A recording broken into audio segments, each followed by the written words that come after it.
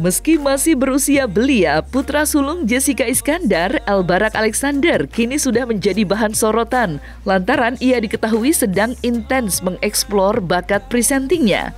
Dengan percaya diri, Elbarak yang saat ini masih menduduki bangku sekolah dasar telah dipercaya oleh gurunya untuk menjadi MC di acara yang diselenggarakan oleh pihak sekolah. Terlihat, El yang begitu fasih berbahasa Indonesia langsung menjadi tontonan satu sekolah saat dirinya membawakan acara dengan mengenakan pakaian koboi.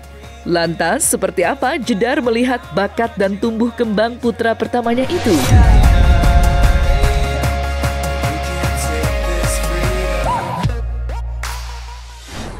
Saya ada pantun.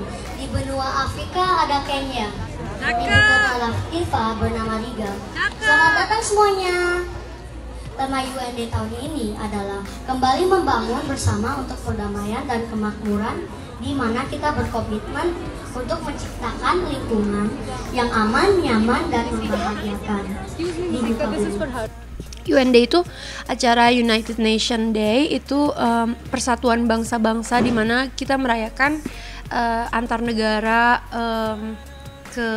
kesejahteraan, kebersamaan gitu. Jadi setiap kelas punya tema negara yang beda-beda. Kemarin kebetulan Elbarak di kelas 4A itu mempresentasikan Amerika Serikat gitu. Jadi anak-anak kelasnya memakai baju-baju yang menggambarkan negara tersebut gitu. Nah, Elbarak sendiri kemarin pakai baju koboi. Itu pengalaman pertama Elbarak MC, dan MC-nya tuh luar biasanya adalah dia nge-MC di depan satu sekolah. Jadi selain anak murid yang hadir, juga ada orang tua murid, ada guru juga. Jadi pastinya tegang ya, apalagi aku inget banget zaman aku sekolah, aku nggak bakal berani buat nge-MC depan satu sekolah gitu kan. Tapi dia berani aja, aku udah acungin jempol gitu. Dan dia MC dengan bahasa Indonesia, yang pasti kan itu mungkin agak lebih lebih effort buat El gitu. Jadi pastinya luar biasa lah. Ada latihan dulu sebelum itu. Sama aku juga, aku sempat baca skripnya, terus aku kasih tahu cara intonasinya, karena kan Elbarak juga harus bikin pantun. Jadi aku kasih tahu intonasinya gitu. Terus ya udah kita latihan. Dan hari hanya di awalnya sedikit nervous, tapi kata dia setelah beberapa kalimat dia udah lebih santai, dan habis itu dia udah enjoy gitu. Terus udah habis itu berjalan lancar aja sih, dan aku happy banget. Nge-MC-nya bagus, seru, suaranya juga kencang. Kemarin waktu jadi MC, El ditunjuk sama guru ya? Oh, ditanya kalau El mau apa enggak gitu. Ya, kira El bersedia gitu. Enggak.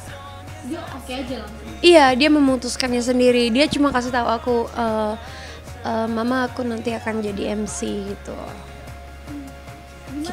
Tiba-tiba anakmu jadi MC. Aku dalam hati wow, cuma kan aku nggak mau mempengaruhi apa pendapat aku atau apa gimana reaksi aku. Aku se-neutral dan sebiasa aja gitu, kayak oh ya bagus dong El gitu.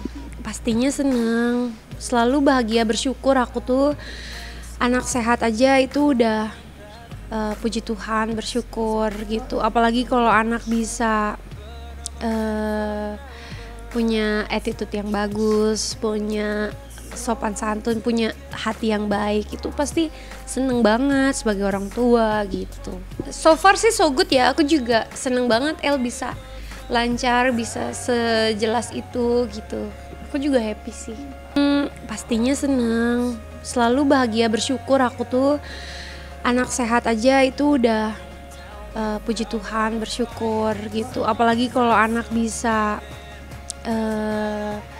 punya attitude yang bagus, punya sopan santun, punya hati yang baik, itu pasti seneng banget sebagai orang tua gitu. Pastinya diberikan kebebasan anak untuk berpendapat, memilih, menentukan gitu kan. Kalau aku sih pribadi kayak lebih diterapkan ke kehidupan aku sendiri gitu, aku dan Vincent gitu kan. Anak contoh utama atau contoh yang paling berperan bagi anak-anak kita kan adalah orang tuanya gitu. Jadi gimana caranya kita bisa memberikan contoh tanpa perlu kita deklarasikan, tanpa perlu kita tekankan, anak udah bisa ngelihat sendiri gitu apa yang dilakukan orang tuanya, kebiasaan-kebiasaan orang tuanya gitu. Jadi kebiasaan disiplin, kebiasaan untuk bersih, untuk sopan santun, kebiasaan untuk sharing, itu kan bisa kita contohkan dari kegiatan kita sehari-hari gitu. Jadi anak dari situ melihat, sambil kita pun sebagai orang tua tetap mengarahkan, tetap memberikan penjelasan gitu.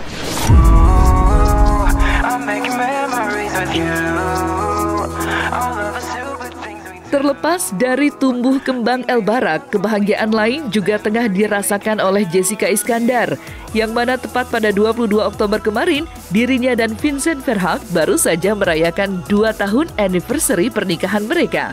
Telah dikaruniai 1 orang anak bernama Don Verhaeghe, hubungan rumah tangga Vincent dan Jedar selalu harmonis, meski keduanya sempat dirundung oleh cobaan setelah menjadi korban penipuan hingga miliaran rupiah.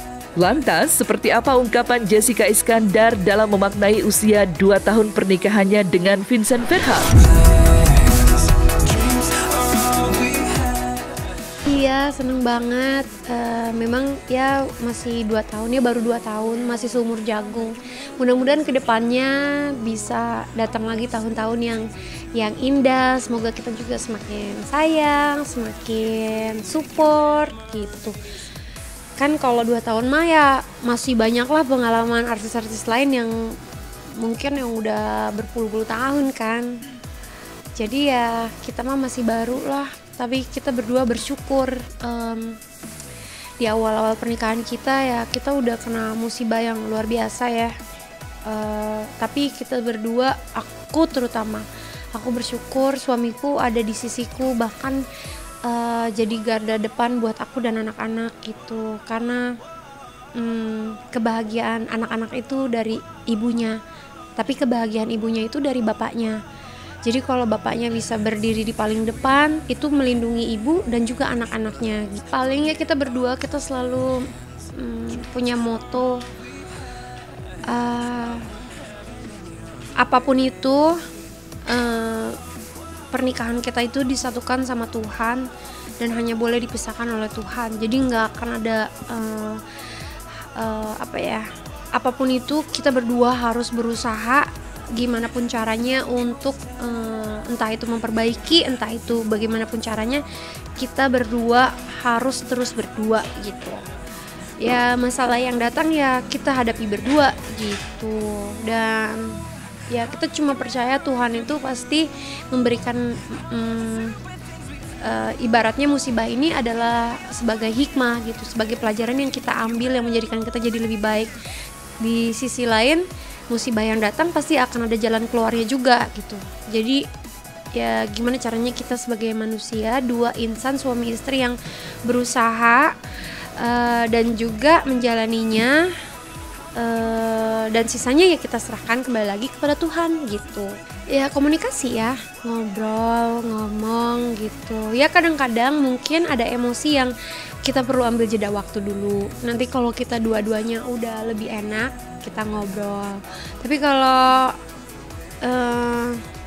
ya namanya pasangan pasti ups and downs gitu. Itu pun kita belajar gitu. Kayak misalnya awal-awal pasti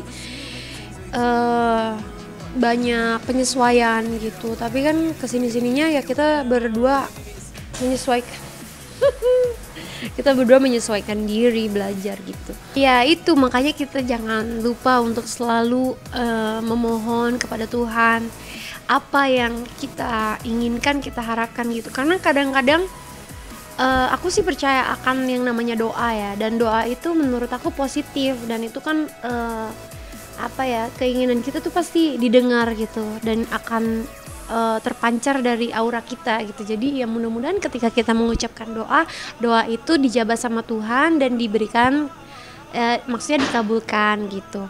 Ya aku ketika berdoa ya ingin suami yang seperti Vincent, ya hadirlah seorang Vincent gitu ke dalam hidup aku. Ya mungkin Vincent juga berdoa yang sama, akhirnya kita dipertemukan, entah bagaimana jalannya itu. Ya akhirnya kita bisa bersama gitu ya. Mungkin kita berdua udah jodoh gitu. Ya plus minusnya apa ya, kalau ada plusnya ya kita syukuri, kalau ada minusnya ya kita kurangin gitu. Kita jadikan itu bukan sebagai kekurangan tapi sebagai kelebihan, ya udah gitu.